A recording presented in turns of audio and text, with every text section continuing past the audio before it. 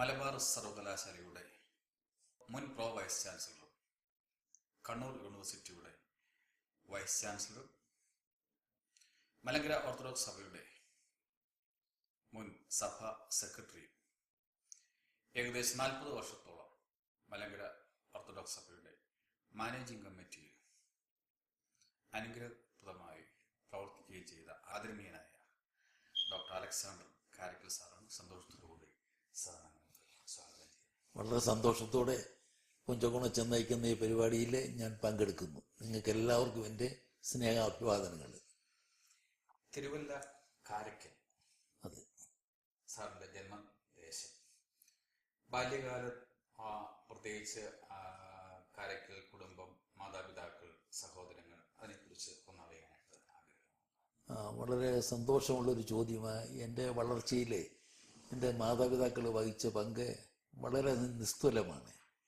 കാര്യം ആ ചെറുപ്പത്തിൽ തന്നെ കാരക്കൽ സെൻറ്റ് ജോർജ് ദേവാലയത്തിൽ പോകുവാനും പിതാവിൻ്റെ കൂടെ പള്ളിക്കാര്യങ്ങളിലൊക്കെ താല്പര്യപൂർവ്വം പങ്കെടുക്കുവാനും കഴിഞ്ഞ് പള്ളി ട്രസ്റ്റിയായിരുന്നു പിതാവ്. മാത്രമല്ല കുരുള എന്ന പേര്.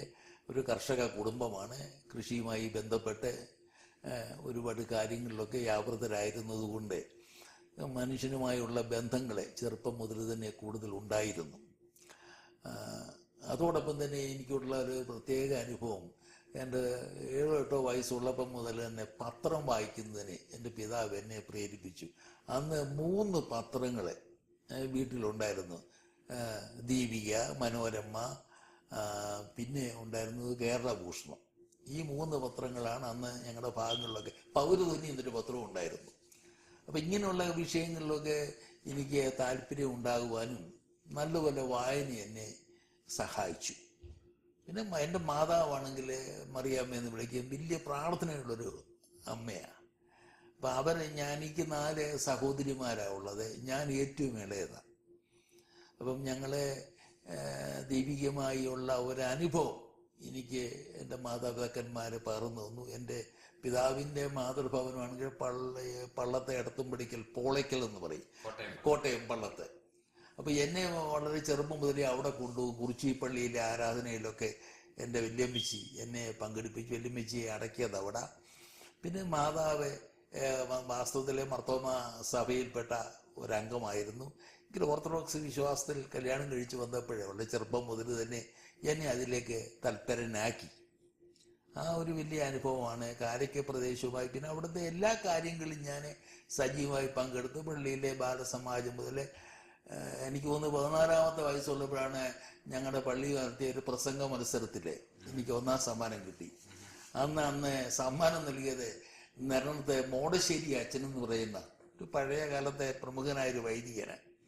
അത് കഴിഞ്ഞ് അച്ഛൻ എന്നെ സൺഡേ സ്കൂളിൽ പ്രസംഗിക്കാനായിട്ട് അച്ഛൻ്റെ സൺഡേ സ്കൂളിൽ കൊണ്ട് അന്ന് ഞാൻ നീ റിക്ഷായെ പോകണമെന്ന് പറഞ്ഞ് 2 രൂപ എനിക്ക് ഗുരുദക്ഷിണയായിട്ട് തന്നു. ഒരു പ്രസംഗ തൊഴിലാളി എന്നുള്ളതിൽ ആദ്യമായിട്ട് ശമ്പളം കിട്ടുന്നത് 2 രൂപ മോടിശ്ശേരി അച്ഛൻ തന്നു. കാര്യം അത് 15 വയസ്സ് ആയിട്ടില്ല അന്നവിടെ പോകുമ്പോഴേ. പിന്നെ അച്ഛൻ ചോദിച്ചതിന് ഇനിയും കൂടുതൽ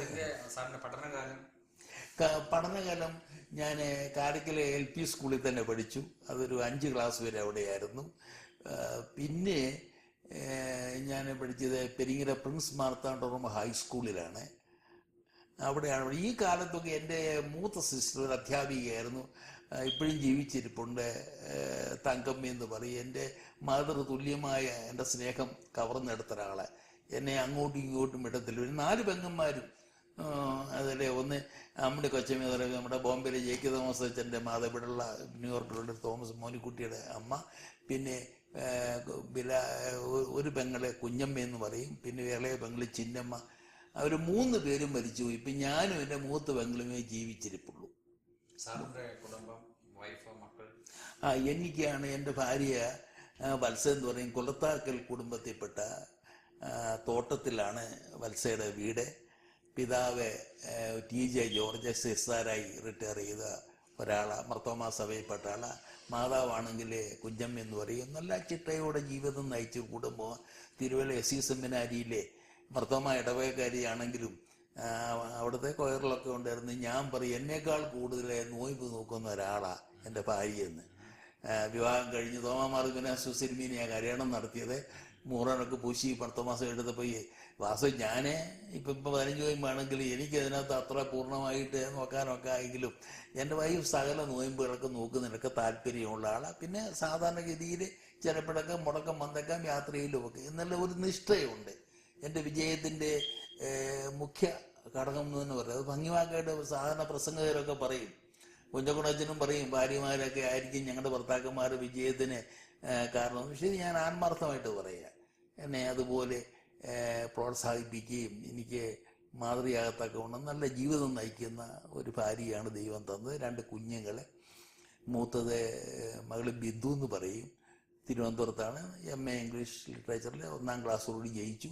പക്ഷേ ഹസ്ബൻഡിന് ജോലിക്ക് വിടാൻ താല്പര്യമില്ലാത്തതുകൊണ്ട് അദ്ദേഹം ഒരു ആർക്കിടെക്റ്റാണ്. നമ്മുടെ ഒരുപാട് പള്ളികളൊക്കെ പണിത ആളാണ്. കോശിക്ക് അലക്സ് എന്ന് പറയും, വാസു ശില്പാലയ. ഇപ്പം തിരുവല്ലക്കാർക്കൊക്കെ അറിയാം, അവിടുത്തെ പുതിയ KSRTC ഈയിടെ തീർത്ത 14 നില കെട്ടിടമൊക്കെ പുള്ളി ചെയ്ത.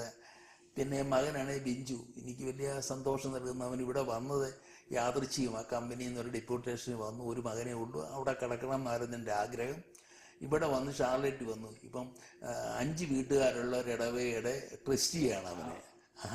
അവൻ്റെ മകനാണ്, അവനും മകനും കൂടാണ് ശുശ്രൂഷ പങ്കെടുക്കുന്നത്.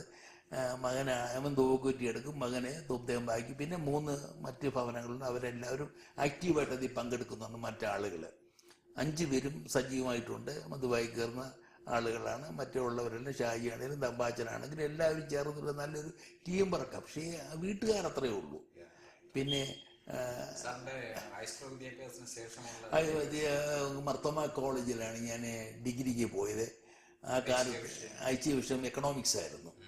എക്കണോമിക്സ് ഐച്ഛ്യ വിഷയം എടുത്തു, ഹിസ്റ്ററി പഠിച്ചു. മർത്തോമ കോളേജിൽ പഠിക്കുന്ന കാലത്ത് അന്ന് കോളേജ് യൂണിയൻ സ്പീക്കറാണ്, ഇന്നത്തെ ചെയർമാൻ. അന്ന് തിരുവനന്തപുരം യൂണിവേഴ്സിറ്റി കോളേജ് കഴിഞ്ഞാൽ കൊല്ലം SN കോളേജ്, പിന്നെ മർത്തോമ കോളേജ്, പിന്നീടുള്ളത് എറണാകുളം മഹാരാജാസ്, തലശ്ശേരി ബ്രണ്ണൻകുളം, അത്രയേ ഉള്ളൂ കോളേജ് യൂണിയന്. ബാക്കിയുള്ളിടത്തെല്ലാം ഡിബേറ്റിംഗ് സൊസൈറ്റിയാണ്. അതെ.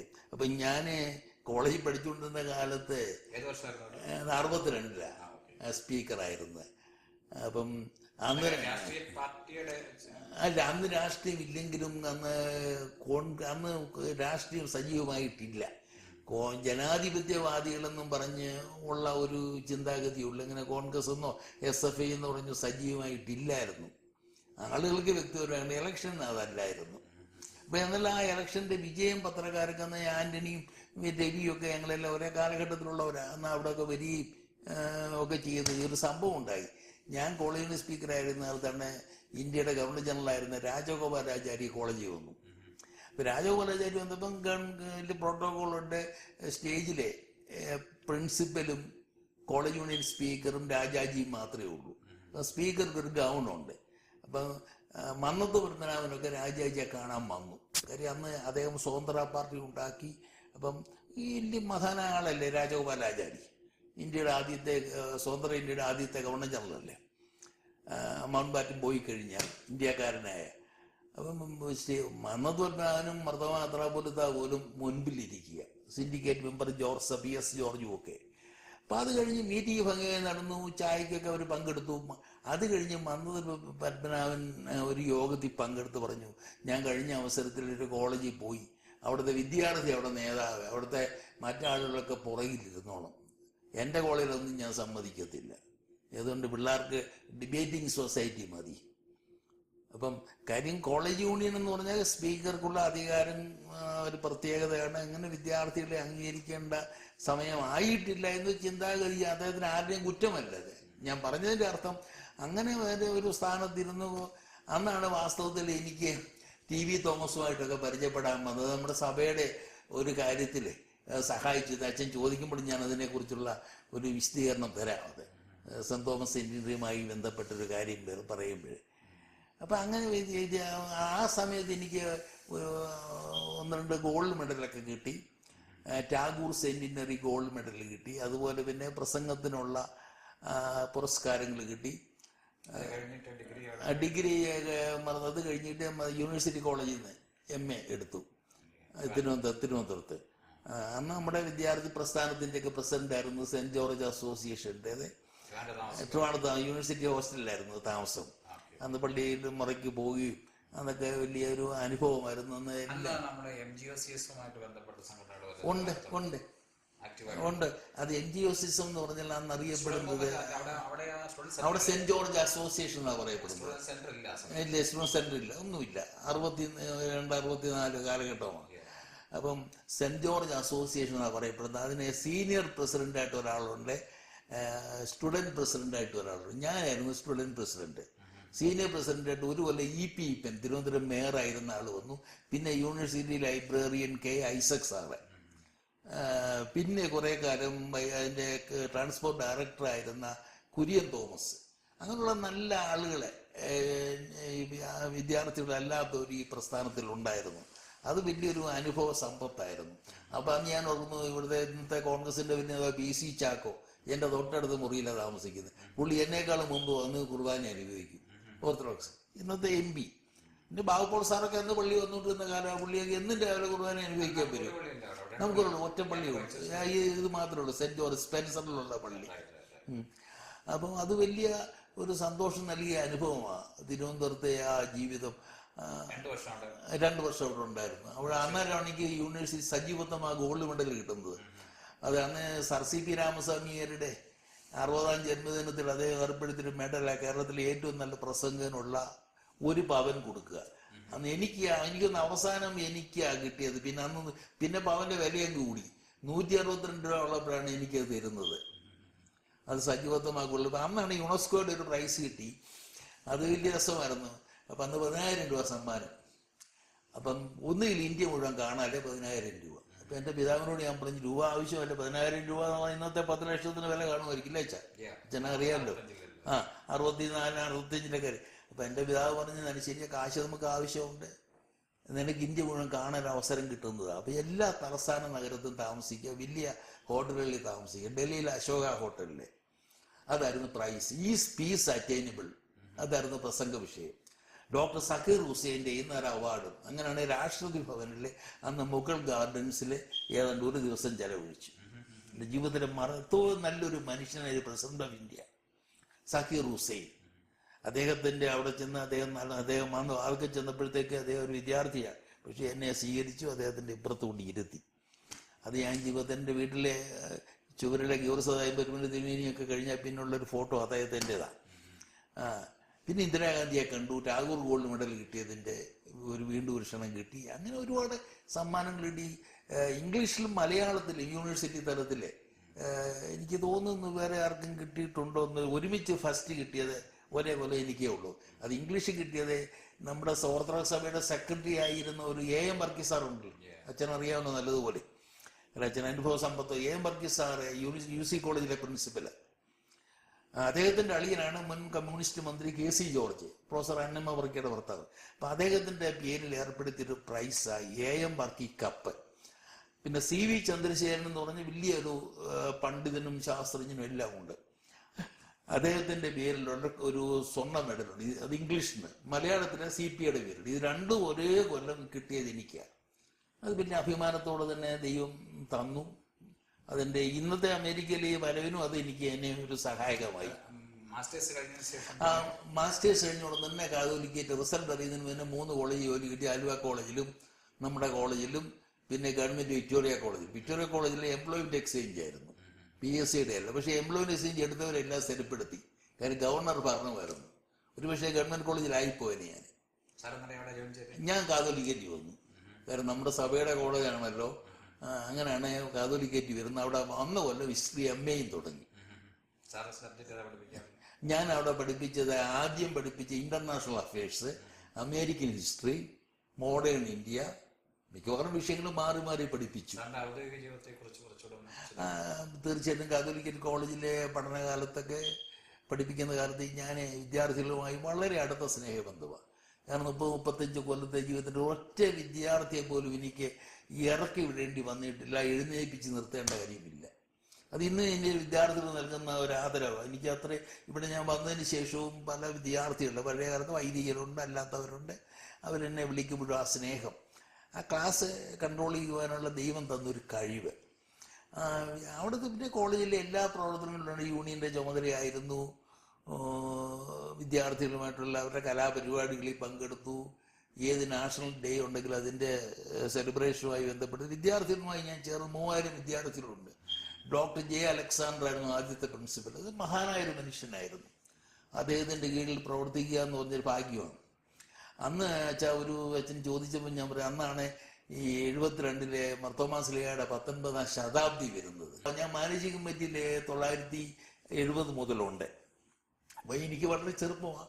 മാനേജിംഗ് കമ്മിറ്റി ആയപ്പോൾ എന്നെ അതിൻ്റെ കൺവീനറാക്കി. എനിക്ക് അത്ഭുതമാണ്. 9 കൊല്ലം കമ്മിറ്റി ഞാൻ പറയാം എസ്റ്റേറ്റ് ഇല്ലാത്ത ഞാനേ ഉള്ളൂ. മറ്റേത് പൊട്ടിക്കുഞ്ഞച്ചനെ, VC എബ്രഹാം, ചാക്കോ ജോർജ്, പിന്നെ രാഷ്ട്രീയക്കാരായ മറ്റ് PP തങ്കച്ചനൊക്കെ മാനേജിംഗ് കമ്മിറ്റിയിലുള്ളതാണ്. ബെന്നി ബെഹനാൻ്റെ പിതാവ് O തോമസ്, അങ്ങനെ നല്ലൊരു ടീമായിരുന്നു. CM Stephen.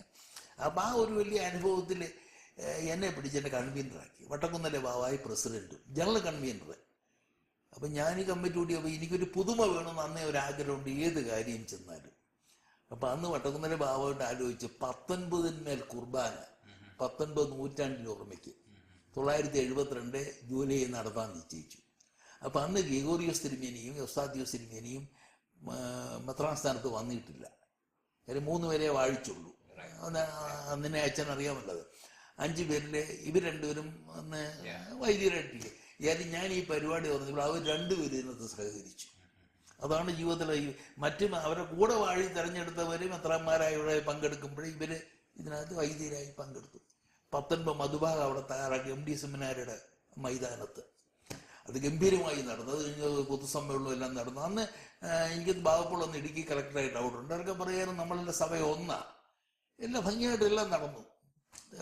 അന്നത്തെ പൗലോസ് മാർ ഫെലിക്സിനോസ് തിരുമേനി ആ പരിപാടി പങ്കെടുത്തു. ഇത് സമാപനം വരുമ്പോഴത്തേക്കാണ് സംഗതി പാത്രീസ് ബാവയുടെ ഒരു കൽപ്പന വരുന്നത്, മർത്തോമാ ശ്ലീഹായ്ക്ക് പട്ടമില്ലെന്നും. അപ്പം അത് ആകെ വലിയ വിഷമം ഉണ്ടാക്കി. അപ്പം ഈ പരിപാടി എങ്ങനെ വിജയിപ്പിക്കണം എന്നുള്ള ചിന്ത വന്നു. എങ്ങനെ ഇതാക്കാൻ കഴിയും? അപ്പം നമ്മുടെ കൂട്ടത്തിൽ തന്നെയുള്ള വല്ലതും പറഞ്ഞ് ഇത് പാത്രീസ് ബാവയെ പണക്കിക്കാനുള്ള പരിപാടി വേണം. അതുകൊണ്ട് നമുക്ക് ഇനിയൊരു സമാപനം നമ്മുടെ ബാവയുടെ അധ്യക്ഷയെ നടത്തിയാൽ മതി. പൗകൻ ബാവായ. അപ്പം ഞാൻ വട്ടക്കുന്നതിൻ്റെ ബാവായി ഞാൻ ചോദിച്ചു, ഇനി ഇത്രയൊക്കെ ആരും ജനങ്ങളെ ഒന്നും നീ വിഷമിക്കേണ്ട, നടത്താം നമുക്ക്. പൈമാനിയോസ് തിരുമേനിയെ ഓടും പറഞ്ഞു ഇതൊന്ന് ഒതുക്കി നടത്താം, അല്ലെ പാത്രീസ് ബാവ നമ്മളൊന്ന് എന്നേക്കുമായി പിണങ്ങിപ്പോകും, നമ്മളായിട്ടൊന്ന് മുഖാന്തരമാകണ്ട. എന്നാൽ ദാനിയൽ മാർ ഫെലിക്സിനോസ് തിരുമേനിയും തോമാ മാർ ദിബനാസിയോസ് തിരുമേനിയും ഉണ്ട്.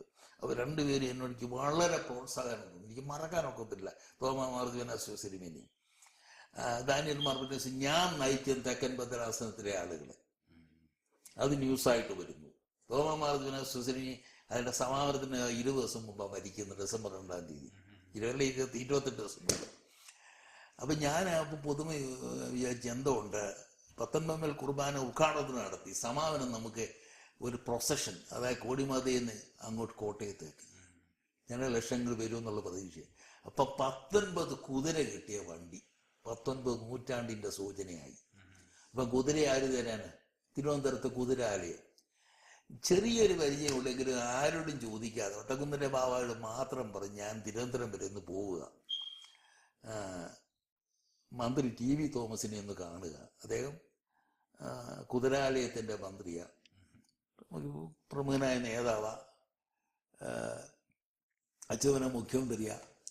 ഞാൻ TV തോമസിനെ കാണാൻ ചെയ്തു. പുള്ളി ഒരു കൈലി മുണ്ടും ഒരു നല്ല സൈഡ് ബട്ടൺ ജുബായി ഇട്ട് അദ്ദേഹത്തിൻ്റെ ഓഫീസ് മുറിയിലിരിക്കുക. എനിക്ക് വലിയ പരിചയമൊന്നുമില്ല. കോളേജ് യൂണിയൻ സ്പീക്കറായ കാലത്ത് ഞാൻ പറഞ്ഞു അദ്ദേഹത്തെ ഒന്ന് കണ്ട പരിചയമുണ്ട്. ഒരു ബസ് അനുവദിക്കുന്നതിന് വേണ്ടി കാർഡ് കൊടുത്തു. എന്താ വന്ന് ഞാൻ പറഞ്ഞു, ഇങ്ങനെ ഒരു പരിപാടിയുണ്ട്, ഞങ്ങളുടെ സഭയുടെ എല്ലാമായ മർത്തോമാ ശ്ലീഹായുടെ 19ാം ശതാബ്ദിയാണ്, ഞാനെന്ത് ചെയ്യണം? ഞാൻ പറഞ്ഞു അങ്ങ് മന്ത്രി ആയതുകൊണ്ട് സാഹചര്യം ഞാൻ ഞങ്ങളുടെ ശ്ലീഹായുടെ പേരുള്ള മന്ത്രിയാണല്ലോ തോമസ്, എനിക്ക് അങ്ങയുടെ കുടുംബത്തെക്കുറിച്ച് അറിയാം. അങ്ങ് പുരാതനമായ ആലപ്പുഴയിലെ തൈപ്പറമ്പിൽ കുടുംബമാണ്, വലിയ അമ്മയൊക്കെ ആണെങ്കിൽ വലിയ പാരമ്പര്യമുള്ള കുടുംബമാണ്. എല്ലാം പുള്ളി കേട്ടു. വേണ്ട കൂടുതലൊന്നും പറയണ്ട, എന്താ ആവശ്യം പറയാൻ പറ്റില്ല. എന്തോ അതിന് നിയമമുണ്ട്, അതിന് അപേക്ഷ കൊടുക്കണം, കുതിരാലയത്തിൻ്റെ സാങ്ഷൻ വേണം, രൂപ കിട്ടി വെക്കണം. ഇതിലുണ്ടോ നിങ്ങളുടെ കയ്യിൽ? ഞാൻ പറഞ്ഞു ഒന്നുമില്ല, എന്നെ പണയം തരാം. ആള് മിടുക്കനാണല്ലോ. എനിക്ക് ദൈവം അത്ഭുതകരമായിട്ട് പ്രവർത്തിച്ചു. എൻ്റെ വർത്തമാനമായിരിക്കും 10-15 മിനിറ്റ് ധൃതിയുള്ള വ്യവസായ മന്ത്രി പറഞ്ഞെന്ന് പോയിട്ട് വാ. എന്ന് പറഞ്ഞ അപേക്ഷ എഴുതി. തമ്പി തോമസ് എന്ന് പറയുന്ന ഓർത്തഡോക്സുകാരനവരുണ്ട്, പുള്ളിയുടെ സ്റ്റാഫിലുണ്ട്. നമ്മുടെ പള്ളത്തെ അടുത്തും പിടിക്കില്ലേ, GT തോമസ് സാറിൻ്റെ മകന്. അപ്പോൾ എന്നെ വെച്ചാൽ തമ്പി തോമസിൻ്റെ അപേക്ഷ കൊടുക്കേ, ബാക്കി കാര്യം പിന്നെ ആര്യാട് ഗോപാലകൃഷ്ണ ആ കാര്യങ്ങളൊക്കെ നോക്കുന്നത്. ഞാൻ പറഞ്ഞു ഞാൻ നാളെ അങ്ങ് പോകണം, എനിക്ക് അത്യാവശ്യമാണ്, നാളെ കോളേജിൽ പോകണം, 2 ദിവസം ലീവ് എടുത്തിട്ടുണ്ട് ഞാൻ. എന്നാൽ ശരി, ഞാൻ പോരുന്നതിൻ്റെ മുമ്പ് പറഞ്ഞു നിങ്ങളുടെ അഡ്രസ്സ് തന്നേക്കാൻ പറഞ്ഞു. അത് അനുവദിച്ചിരിക്കും എന്ന് പറഞ്ഞ് കിട്ടി. കോട്ടയത്ത് വരുമ്പോഴുള്ള അതിൻ്റെ ചിലവുകളൊക്കെ നോക്കിക്കോണം, ഇതിന് ബാക്കി ഒന്നും കെട്ടിയും വെക്കണ്ട, ഒരു കുതിര ചത്താൽ നിങ്ങൾ ഉത്തരവാദിയാണെന്ന് മാത്രം ഓർത്തോണമെന്ന് മാത്രം പറഞ്ഞു. ദൈവത്തിൻ്റെ കൊണ്ട് 19 കുതിര വരുന്നതെന്ന് പറഞ്ഞാൽ ന്യൂസായി. അന്നത്തെ കാലമല്ലേ, 43 കൊല്ലം മുമ്പ് പത്രത്തിൽ വലിയ വാർത്തയാണ്, 19 കുതിരകൾ പങ്കെടുക്കുന്നത് അശ്വമേധം എന്നൊക്കെ പറഞ്ഞ് ഒരാഴ്ച മുമ്പ് എൻ്റെ വാർത്ത ഫ്ലാഷ് ചെയ്തു. ഭയങ്കര ജനക്കൂട്ടം. ഈ 19 കുതിരയും വന്നു, അത് മുമ്പിൽ നിന്നു, അതിൻ്റെ ഏറ്റവും ഫ്രണ്ട് ജീപ്പിൽ നിന്നൊരു ഈ കാര്യങ്ങളൊക്കെ നിയന്ത്രിക്കാൻ ദൈവം എനിക്കൊരു അവസരം തന്നു. അത് കഴിഞ്ഞ് മീറ്റിംഗ് കഴിഞ്ഞു. വട്ടക്കുന്നല്ലേ ബാവ സ്വാഗതം, ഞാൻ കൃതജ്ഞത.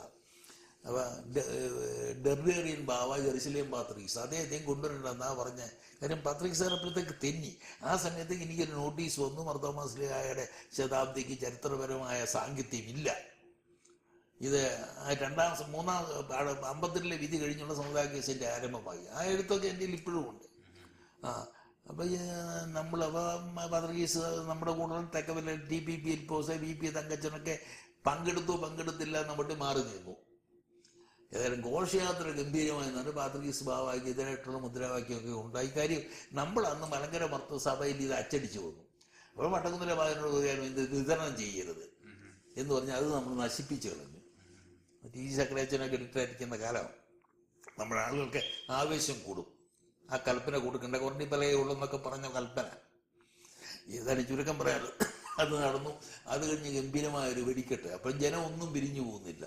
അന്ന് ഇപ്പോഴത്തെ കാലത്ത് 25,000 രൂപ മുടക്കി വെടിക്കെട്ട്. Police band.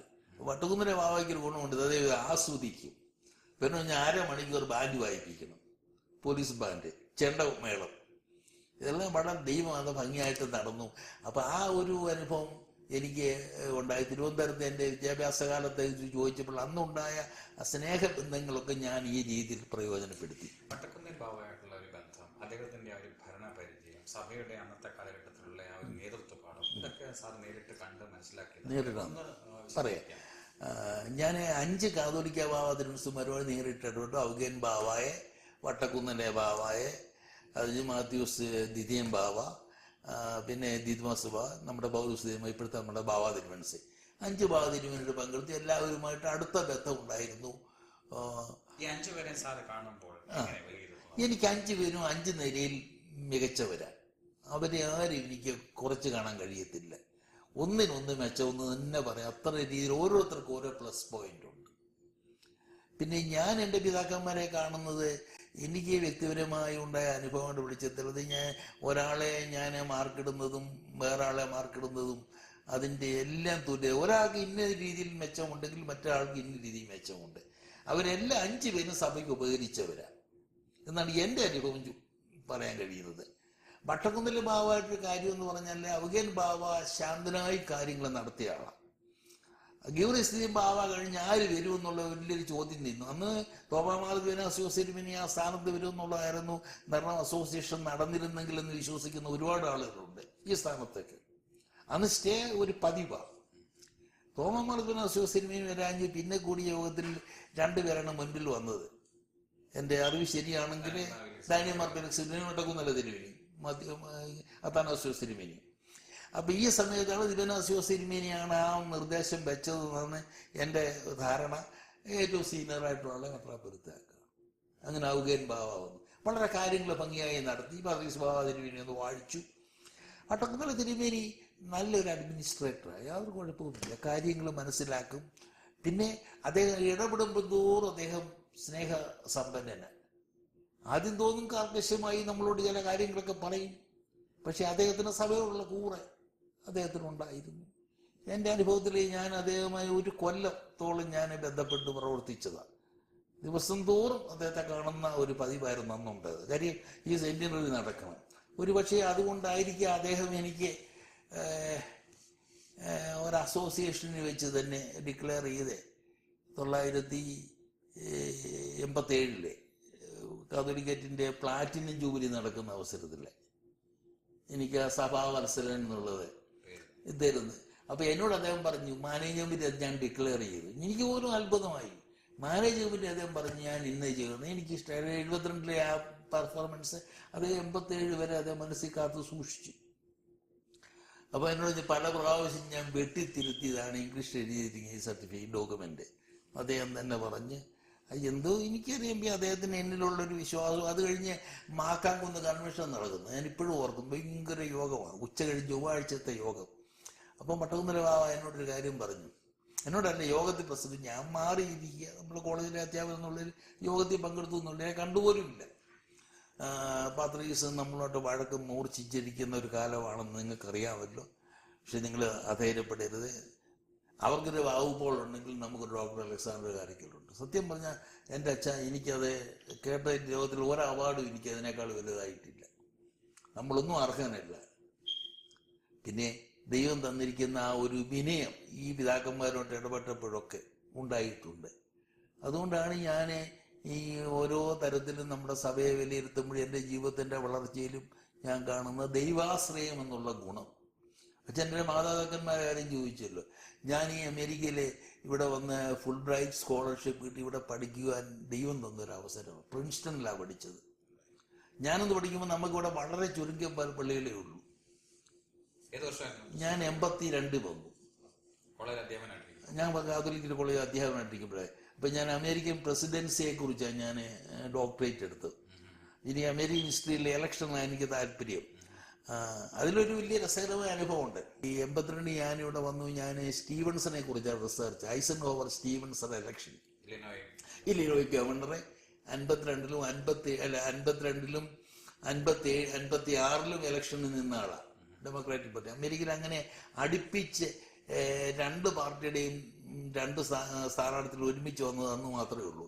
52-ൽ റിപ്പബ്ലിക്കൻസ് ഐസൻഹോവറിനെ എടുത്തു, ഇവർ സ്റ്റീവൻസനെ എടുത്തു ഡെമോക്രാറ്റ്സ്. 56-ലും അതുപോലെ ഐസൻഹോവറിനെ റിപ്പബ്ലിക്കൻസ് എടുത്തു, ഇവരെ സ്റ്റീവൻസനെ എടുത്തു ഡെമോക്രാറ്റ്സ്. കാര്യം ഐസൻഹോവറിനെ തോൽപ്പിക്കാൻ ഒക്കത്തില്ല, വാർ ഹീറോയെ. പിന്നെ 20 കൊല്ലത്തെ ഡെമോക്രാറ്റിക് ഭരണം കഴിഞ്ഞ് ഞാൻ പറയാൻ വരുന്നത് സ്റ്റീവൻസന്റെ ഇലക്ഷൻ അല്ല പറയുന്നത്. അപ്പം അദ്ദേഹത്തിൻ്റെ 50ാം ജന്മവാർഷികമായി ജൂലൈ 19 നടന്നത്. അതുകൊണ്ടാണ് വന്നത്. വലിയൊരു പദവി. അദ്ദേഹത്തിൻ്റെ മകനൊരു സെനറ്ററുണ്ട്, റായ് സ്റ്റീവൻസൺ 3. അദ്ദേഹത്തിൻ്റെ ഗ്രാൻഡ് ഫാദർ വൈസ് പ്രസിഡന്റ് ആയിരുന്നു ഇവിടെ ക്ലീവ്ലൻഡിൻ്റെ കാലത്ത്.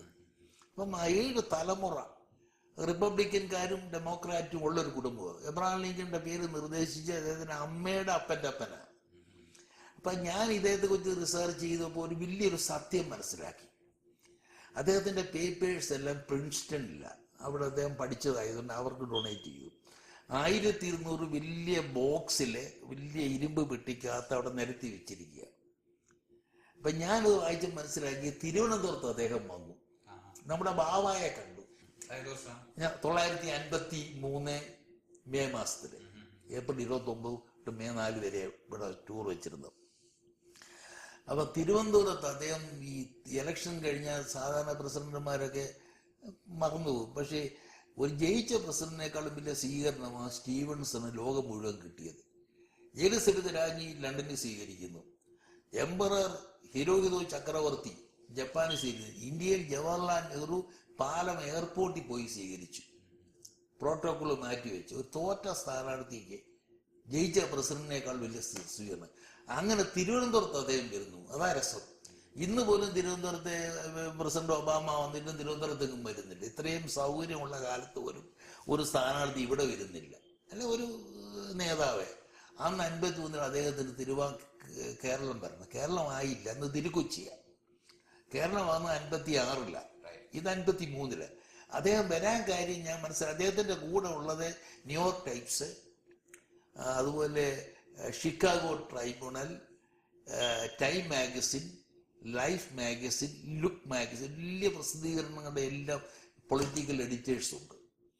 വലിയൊരു ടൂറാണ്. അദ്ദേഹം വന്നു കഴിഞ്ഞ് തിരുവനന്തപുരത്തെ പൗരാവലി അദ്ദേഹത്തിന് വലിയ സ്വീകരണം കൊടുത്തു. മുഖ്യമന്ത്രി AJ ജോണാണ്. അന്ന് പ്രതിപക്ഷ നേതാവ് TV Thomas, speaker KP Neelakantapillai, mayor പിൻകാലത്ത് നമുക്കറിയാം മേയർ PR പരമേശ്വരൻ പിള്ള, പിന്നെ ഈപ്പനെ തുടങ്ങിയ ആളുകളൊക്കെ അന്ന് വലിയ നേതൃത്വം കൊടുക്കുക. തിരുവനന്തപുരത്ത് 15,000 പേര് കൂടിയിട്ടുണ്ട്. ഈ സ്പെൻസർ ജംഗ്ഷൻ മുതൽ യൂണിവേഴ്സിറ്റി കോളേജ് വരെ നിരന്തരം റോഡ് മുഴുവൻ ബ്ലോക്ക് ചെയ്ത്. ഉടനെ സ്റ്റീവൻസനെ ഗവർണർ മേയർ മംഗളോത്തരം കൊടുത്തു. ഞങ്ങളെല്ലാം ഡെമോക്രാറ്റിക് പാർട്ടിയെ പോലെ തന്നെ ഇത് ഞങ്ങളെല്ലാം സാധാരണക്കാരെ ആളുകളാണ് അവിടെ നിൽക്കുന്നത്. ഉടൻ സ്റ്റീവൻസൺ പറഞ്ഞു, ഞങ്ങൾ അമേരിക്കക്കാരും ഡെമോക്രാറ്റിക് പാർട്ടിയും സാധാരണക്കാരുടെ കാര്യങ്ങൾ നോക്കുന്നവരാ. നിങ്ങളെല്ലാവരും കൂടെ വോട്ട് ചെയ്തിരുന്നെങ്കിൽ ഞാൻ അമേരിക്കൻ പ്രസിഡന്റ് ആയേനെന്ന് പറഞ്ഞു. അതുകൊണ്ട് ഞാൻ നിങ്ങളെല്ലാം ഓണററി മെമ്പേഴ്സ് ആക്കുക. ഭയങ്കര കയ്യടിയായിരുന്നു. അതല്ല വിഷയം. അത് കഴിഞ്ഞു അദ്ദേഹം പറഞ്ഞു, എനിക്ക് സെന്റ് തോമസ് ക്രിസ്ത്യൻസിനെ കാണണം. I heard about Kerala, the origin of Christianity. അപ്പോൾ അദ്ദേഹം പറഞ്ഞു, അവിടെ ആളുകൾ ഇതാണ് സ്പെൻസറിലുള്ള ഓർത്തഡോക്സ് പള്ളി, സെന്റ് ജോർജ് പള്ളി. ഭാഗ്യത്തിന് കാതോലിക്ക ബാവ എന്ന് അവിടെ ഇരിപ്പുണ്ട്. നമ്മുടെ കൂർലോസ് തിരുമേനി അവിടെ ഉണ്ട്. നമ്മുടെ ബാധ്യസ ബാവായിട്ട് അദ്ദേഹം പട്ടമേറ്റ കാലമാണ്. നേരെ അകത്തോട്ട് ചെന്നപ്പോഴത്തേക്ക് വലിയ സന്തോഷം.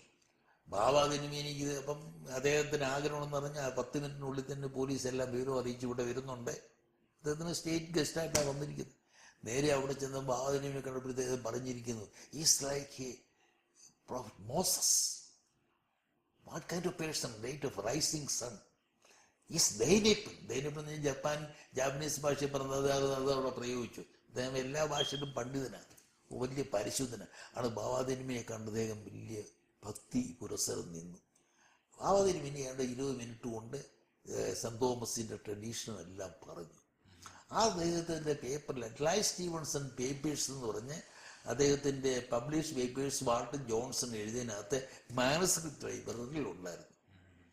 കാര്യം അങ്ങനെ സെന്റ് തോമസ് ക്രിസ്ത്യൻസിനെ കുറിച്ച് അഭിമാനപൂർവ്വം അദ്ദേഹം പറഞ്ഞത് നമുക്ക് വലിയ എന്റെ തീസിസിലുണ്ട്. ഞാൻ എന്റെ കോപ്പീസും ഉണ്ട്. മാനസ്ക്രിപ്റ്റ് ഞാനത് എൻ്റെ അന്ന് ഇതുള്ള സംവിധാനമില്ലല്ലോ, ഞാനത് എഴുതിയെടുത്തതുണ്ട് ഉണ്ട്. അദ്ദേഹത്തിന്റെ പ്രസംഗത്തിലും അദ്ദേഹം ഉള്ളത് അതിൻ്റെ ആധികാരികതയിലെ അങ്ങേയറ്റം. അത് അന്നത്തെ പത്രങ്ങളൊക്കെ ഇല്ലേ 53 അദ്ദേഹത്തിന് വാർത്ത വന്ന പത്രങ്ങളൊക്കെ അന്ന് ലൈബ്രറിയിൽ കാണും. പ്രസംഗം അതുപോലെ അന്ന് ഫുൾ ടെസ്റ്റ് കൊടുത്ത് കാണത്തില്ല. പക്ഷെ സെന്റ് തോമസ് ക്രിസ്ത്യൻസിന് ഇദ്ദേഹം വളരെയധികം ആഗ്രഹം പിടിച്ച ബാബാ തിരുമേനിക്ക് ഞാൻ നമ്മളാരും സൂക്ഷിച്ചു വെക്കുന്നില്ല. സെന്റ് ജോർജ് പള്ളിയുടെ എനിക്കത് 11 വയസ്സേ ഉള്ളൂ. സെന്റ് ജോർജ് പള്ളിയുടെ വിസിറ്റേഷൻ ഡയറിയിൽ അത് വേണ്ടതാണ് ഒന്നില്ല. എന്നാൽ അദ്ദേഹം വന്ന വരവ് കോവളത്തെ വിസിറ്റേഷൻ ഡയറിയിലുണ്ട്. അന്ന് കോവളത്ത് വെറും ഒരു 2 മുറിയുള്ള ഒരു കെട്ടിടമാണ് ഗസ്റ്റ് ഹൗസ്. ഈ 2 മുറിയിലാണ് അദ്ദേഹം താമസിച്ചത്. അവിടെ അദ്ദേഹം എഴുതി, ഇത് മയാമി ബീച്ച് പോലെ മനോഹരമാണ്, ഇതിന് വലിയ വികസന സാധ്യതയുണ്ട്. അത് പിന്നെ ജവഹർലാൽ നെഹ്റുവിന്റെ ശ്രദ്ധയിൽ അന്ന് കേണൽ ഗോതർമ്മരാജ കൊണ്ടുവന്നപ്പോഴേ അങ്ങനെയാണ് കോവളത്തിന് വലിയ ഗ്രാൻഡ് കിട്ടുന്നത്. ഓരോ സംഭവത്തിനും ഓരോ മുഖാന്തരം ഉണ്ടെന്ന് പറയാനാണ്. അപ്പം അദ്ദേഹം ഒന്ന് സെന്റ് തോമസ് ക്രിസ്ത്യൻസ് എന്ന് പറഞ്ഞ അന്നത്തെ പല പത്രങ്ങളും അതിനെക്കുറിച്ച് എഴുതി. ഞാനിത് ഈ വാൾട്ടർ ജോൺസന്റെ ഒരു റെഫറൻസ് അതിൻ്റെ after his visit to Andrum he met the head of the Christian church, Basilios, എന്ന് എഴുതിയിട്ടുള്ളൂ. Basilios, and he is like a shining star, a rising sun എന്ന് പറഞ്ഞ് വളരെ ഭംഗിയായിട്ട് കൊടുത്തു. അപ്പം അന്ന് അദ്ദേഹം കൂടെ നിന്നവരൊക്കെ അന്ന് പണ്ടൊരു VK ചാക്കോ സാർ ഉണ്ടായിരുന്നു, മരിച്ചുപോയ, അറിയാമല്ലോ ചെന്നിരിക്കുന്നു. അദ്ദേഹം പറഞ്ഞു, അദ്ദേഹം ഒരു പയ്യനായിട്ടന്ന് അവിടെ ചെന്നിരുന്നെന്നും പള്ളി കൂടി ഞങ്ങളൊക്കെ അങ്ങ് വളരെയധികം അഭിമാനം കൊണ്ടുവന്ന അദ്ദേഹത്തിന്റെ ബാല്യഭാവ ഇത് പറയുന്നത് കേട്ടപ്പോൾ കൂർലോസ് തിരുമേനി ഓർക്കുന്നു. അല്ലെങ്കിൽ ഞാൻ മധ്യസ്ഥൻ ബാവയുടെ ജൂബിലിക്ക് ഇത് പറഞ്ഞപ്പോഴേ ഇവർ രണ്ടുപേരും കൂടി ഇരുന്നത് നല്ല നിറമല്ലായിരുന്നു, നല്ല ഉദയസൂര്യനെ പോലല്ലേ ഇരുന്നു. അങ്ങനെയുള്ള ഒരു സംഭവങ്ങൾ. അതായത് ഞാൻ ഈ പ്രാവശ്യം ഇവിടെ വന്ന അദ്ദേഹത്തിന്റെ 50ാം ജന്മവാർഷികത്തിൽ ആ ക്ഷണം എനിക്ക് കിട്ടുമെന്ന് വിചാരിച്ചില്ല. കാരണം വലിയൊരു പദവിയല്ലേ. അവരെന്നെക്കുറിച്ച് മനസ്സിലാക്കി അദ്ദേഹത്തെക്കുറിച്ച് റിസർച്ച് നടത്തിയ ഒരാളെ അവർ ക്ഷണിച്ചു. അദ്ദേഹത്തിന്റെ മകനും മരുമകളും നാൻസി എന്ന് പറയും. അവരിപ്പം അദ്ദേഹത്തിന്റെ വീട് ഇപ്പം 70 ഏക്കറോടെ സ്ഥലമാണ്. അത് മുഴുവൻ ഇല്ലിനോയി ഗവൺമെന്റ് ഏറ്റെടുത്ത് അവിടെ വെച്ചാണ് ഈ ഫംഗ്ഷൻ നടന്നത്. വലിയൊരു ഓർഡർ എനിക്ക് കിട്ടിയത്. അച്ഛൻ എൻ്റെ ഫോട്ടോയൊക്കെ അച്ഛന് കിട്ടിയെന്ന് തോന്നുന്നു. അതെനിക്ക് അദ്ദേഹത്തിന്റെ പുരസ്കാരമൊക്കെ തന്നതൊക്കെ ഒരു വലിയൊരു അനുഭവമായിരുന്നു. അങ്ങനെ അതെല്ലാം എൻ്റെ സഭാജീവിതത്തിൻ്റെ ഒരു കാലഘട്ടമായിട്ടാണ് ഞാൻ കാണുന്നത്. കോളേജിൽ നിന്ന് റിട്ടയർ ചെയ്യുന്നത് ഏത് വർഷമാണ്? ഞാൻ കോളേജിൽ നിന്ന് റിട്ടയർ ചെയ്യുന്നതിന് മുമ്പ് തന്നെ ഞാൻ മലബാർ യൂണിവേഴ്സിറ്റിയിൽ പോയി. കോളേജിൽ നിന്ന് ഞാൻ പത്തനംതിട്ട കോളേജിലെ ജോലി കഴിയുമ്പോഴാണ് ബേസരീസ് കോളേജിലെ പ്രിൻസിപ്പലായിട്ട് പോകുന്നത്. അത് ചുരുങ്ങിയ കാലമേ ഞാൻ അവിടെ ഇരുന്നുള്ളൂ എങ്കിലും, ഒരു കൊല്ലമേ ഞാൻ ഇരുന്നുള്ളൂ എങ്കിലും അത്ഭുതകരമായി പലതും ചെയ്യുവാൻ ദൈവം എന്നെ സഹായിച്ചു. അവിടെ കോളേജിൻ്റെ ഞാനല്ല എന്നെക്കുറിച്ച് വിധി എഴുതുന്നത്. പക്ഷേ ആ ഒരു കാലഘട്ടം അത് വളരെ ഭംഗിയായി നടന്നു എന്നുള്ള കോളേജിൻ്റെ അവിടെ. ഇല്ല, ഞാൻ നേരെ ബേസരീസ് കോളേജ് കോർപ്പറേറ്റ് ആണല്ലോ, പത്തനംതിട്ട ഞാൻ ബേസരീസ് കോളേജിലാണ് പോയത്. അവിടെ പല കാര്യങ്ങൾ ചെയ്യുവാനും കോളേജിൻ്റെ ആ സമയത്താണ് അവിടെ ഒരു എൻട്രൻസ് ഗേറ്റും ഒക്കെ ഉണ്ടാക്കിയതും MD സ്കൂളും നമ്മളുമായിട്ടുള്ള അതിർത്തിയും ഒക്കെ എല്ലാം ഭംഗിയായി കൈകാര്യം ചെയ്തതും നല്ല ഡിസിപ്ലിൻ കൊണ്ടുവരാനും. ആ ഇലക്ഷൻ ഓർക്കുന്നുണ്ട്, ഒരു വാൾ പോസ്റ്റ് പോലും വിദ്യാർത്ഥികൾ ഒട്ടിച്ചില്ല. ഞാനെല്ലാം മലബാർ യൂണിവേഴ്സിറ്റിക്ക് എൻ്റെ പ്രോ വൈസ് ചാൻസലറിയെ പോകുന്നു. നല്ല മനോഹരമായി ഞാനാണ് എൻ്റെ ആരംഭകാലത്ത് ഒരുപാട് അതിനുവേണ്ടി ബുദ്ധിമുട്ടിയ ഒരാളാണ്. അത് 3.5 കൊല്ലം ഇരുന്നു. അത് കഴിഞ്ഞാണ് അവസാനം ഞാൻ കണ്ണൂർ പോകുന്നു, വൈസ് ചാൻസലറായിട്ട് റിട്ടയർ ചെയ്യുന്നു. അത് മലബാർ വന്നവരെ പേരങ്ങ് മാറ്റി. അത് തന്നെയാണ് അവർക്ക് മലബാർ എന്നുള്ള മനോഹരമായ രാഷ്ട്രീയം കളിച്ചു.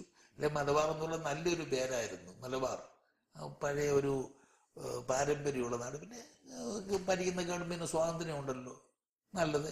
കോഴിക്കോട് നിന്നുള്ളപ്പം കണ്ണൂരിൽ നിന്നുള്ള വന്നു, ഏതിനും അങ്ങനെ വന്നു. അവിടെയും നല്ലപോലെ പ്രവർത്തിച്ചു. അവസാനത്തെ ഒരു കൊല്ലമേ ആയിരുന്നത്. അത് വളരെ ഭംഗിയായിട്ട് ചെയ്ത് ഡിഗ്രി സർട്ടിഫിക്കറ്റിൽ ഒപ്പിട്ടു വൈസ് ചാൻസലറായിട്ട്.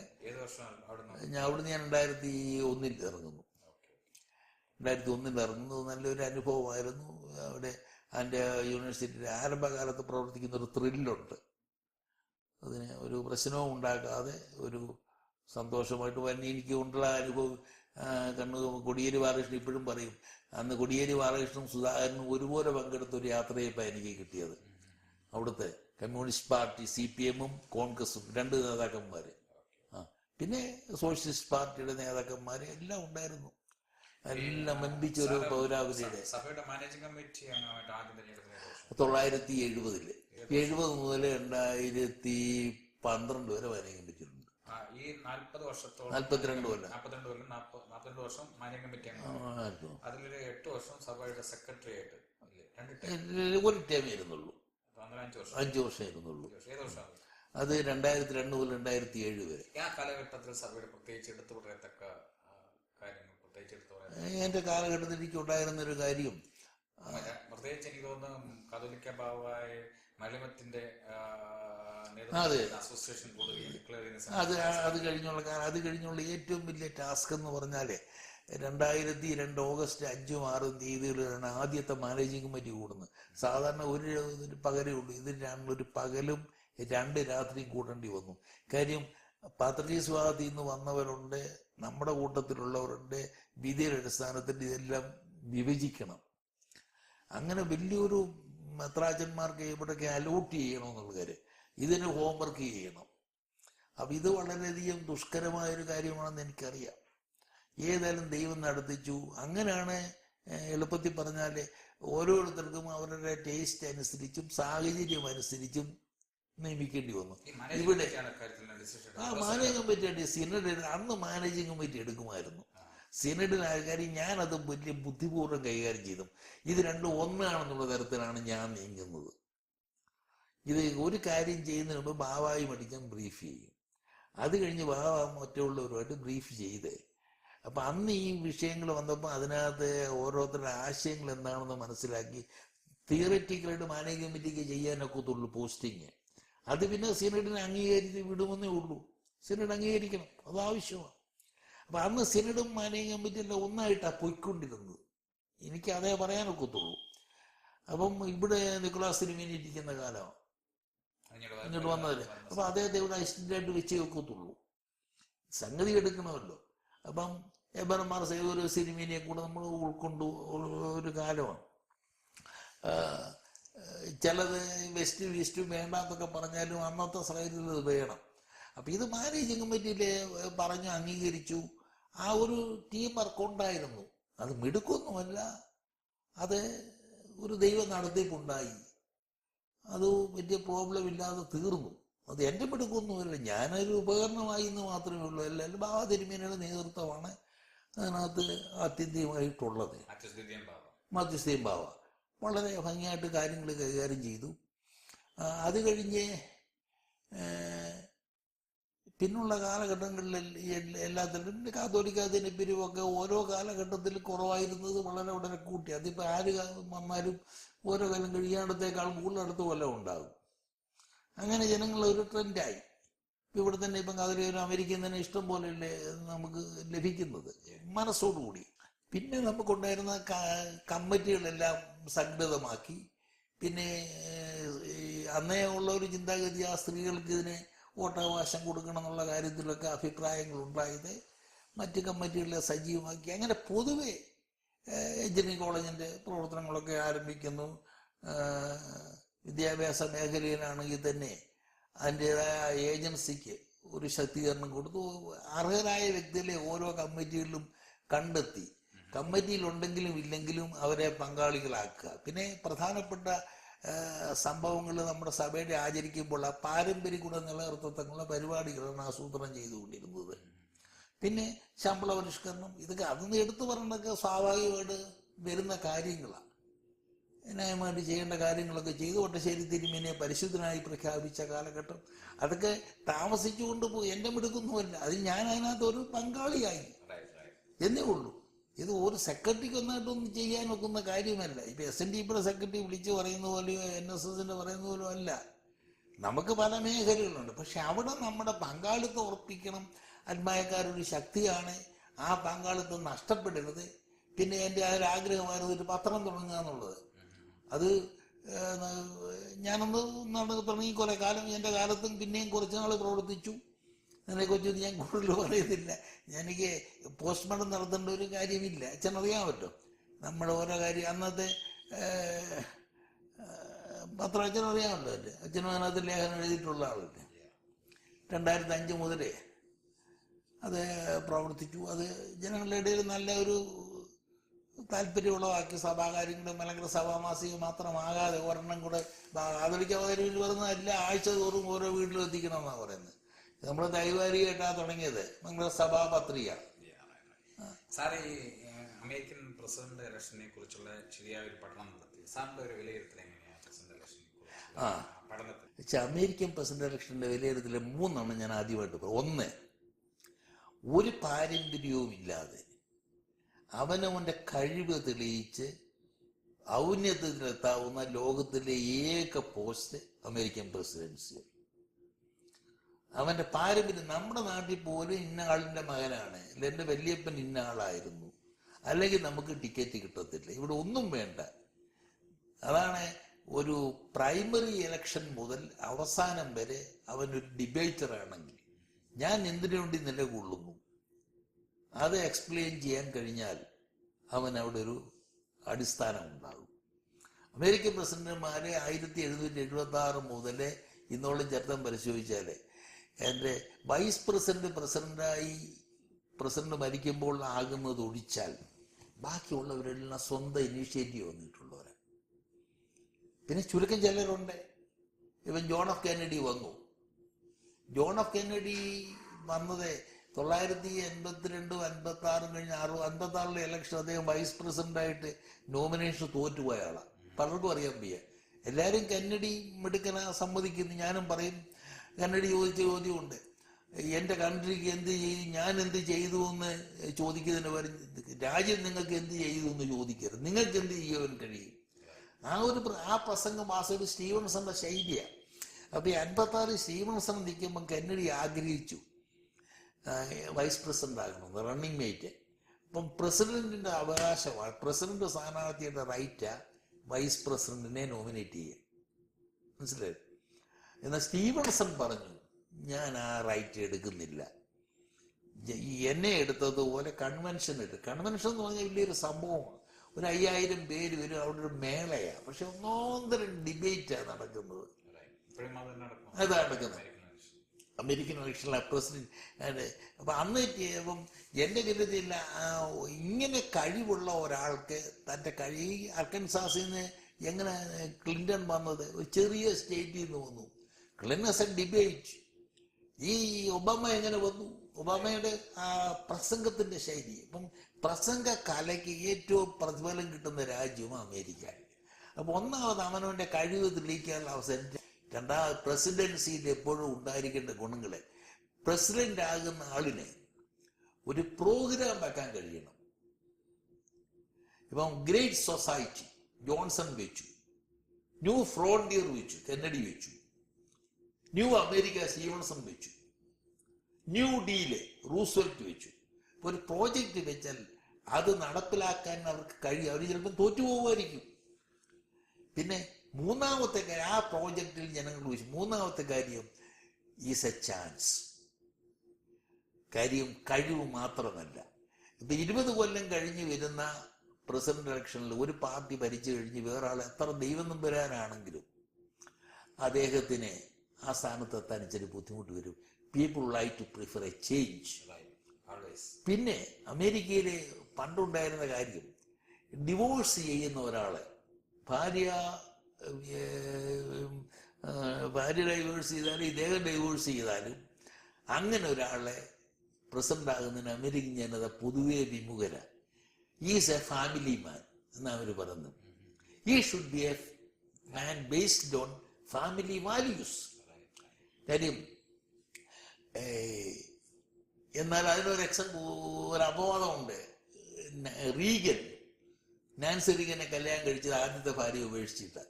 പക്ഷെ അതിനൊരു കുഴപ്പമുണ്ട്, അതിനൊരു വ്യത്യാസം. ഏതാണ്ട് 30 കൊല്ലത്തിൽ പരം നാൻസിയുമായിട്ട് അദ്ദേഹം ജീവിച്ചു.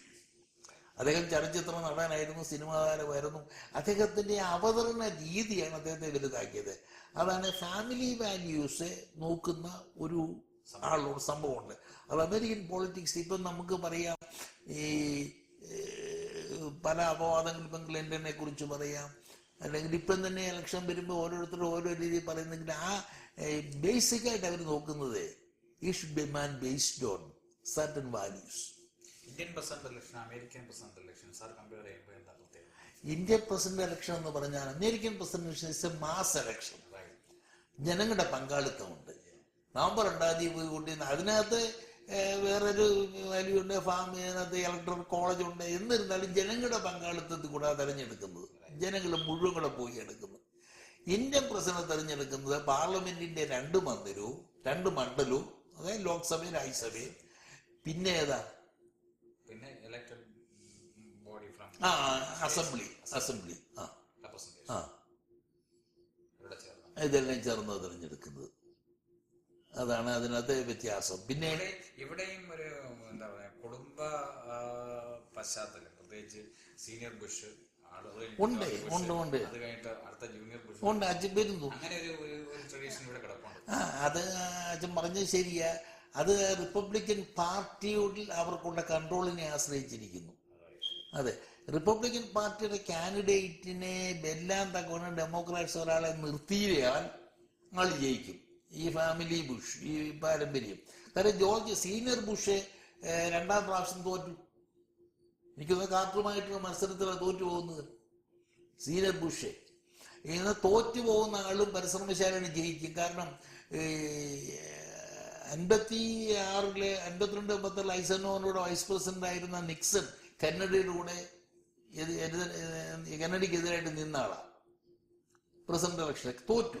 അത് കഴിഞ്ഞ് 8 കൊല്ലം നിക്സൺ പരാജയത്തിന്റെ കുഴിയിലായിരുന്നു. 60 തോറ്റു കഴിഞ്ഞ് അദ്ദേഹവും ഭാര്യയും ഹാപ്പി നെൽസൺ അവർ മാറി. അവർ വളരെ ദുഃഖിതരായി കാലിഫോർണിയയിൽ പോയി. പുള്ളി ഗവർണറായിട്ട് തോറ്റു. സെനറ്റിലേക്ക് ചാൻസ് കിട്ടിയില്ല. അങ്ങനെ ഇരിക്കുമ്പോഴാണ് വാട്ടർ ഗേറ്റ് സംഭവം. വാട്ടർ ഗേറ്റ് അല്ല, വിയറ്റ്നാം പ്രശ്നം വരുന്നു.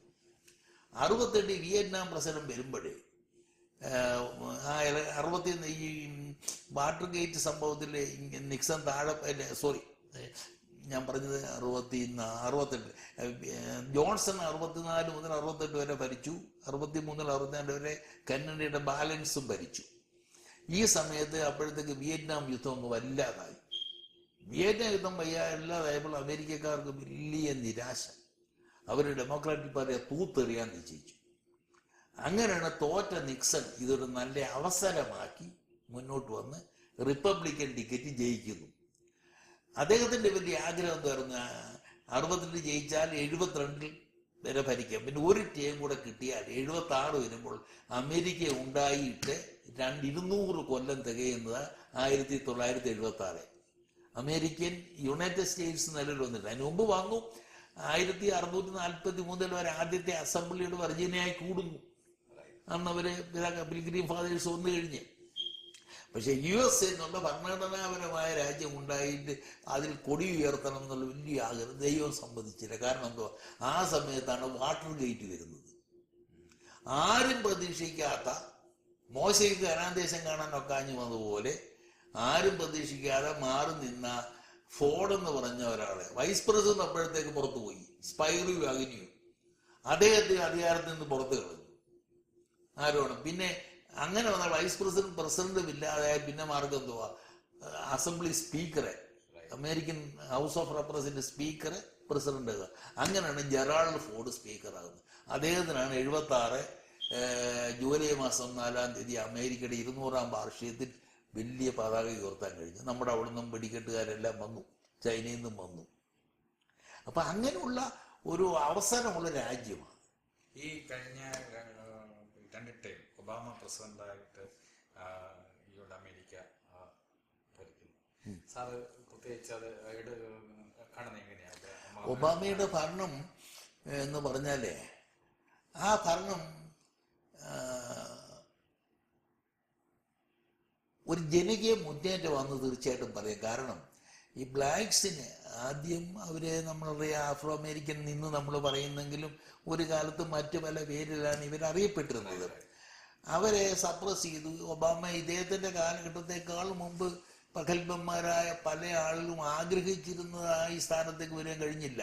Booker T Washington American Afro അമേരിക്കൻകാരുടെ വലിയ നേതാവായിരുന്നു. Booker T Washington, Martin Luther King, Coretta King. പക്ഷെ ഇദ്ദേഹത്തിനുണ്ടായ അവസരം, അദ്ദേഹത്തിന് എൻ്റെ വിശ്വാസം ഒരു ബ്ലാക്ക് ഒരു ആഫ്രോ അമേരിക്കൻ എന്നുള്ള നിലയിലല്ല അദ്ദേഹം പ്രസിഡന്റ് ആയത് ഇവിടെ അവസരങ്ങൾ നൽകുവാൻ എനിക്ക് കഴിയും.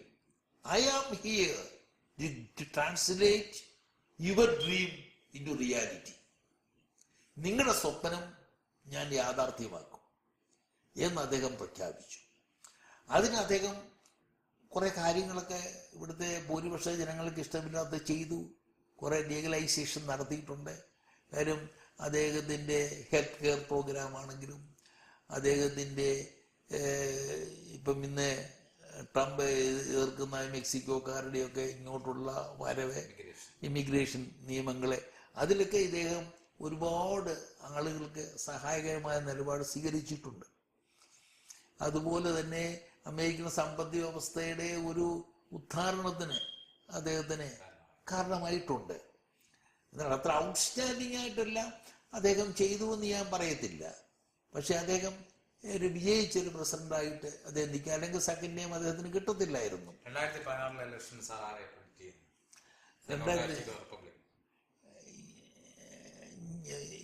ഒരു ചരിത്ര വിദ്യാർത്ഥി എന്നുള്ള നിലയിൽ എൻ്റെ അഭിപ്രായം ഈ പ്രാവശ്യം they would like to have a change.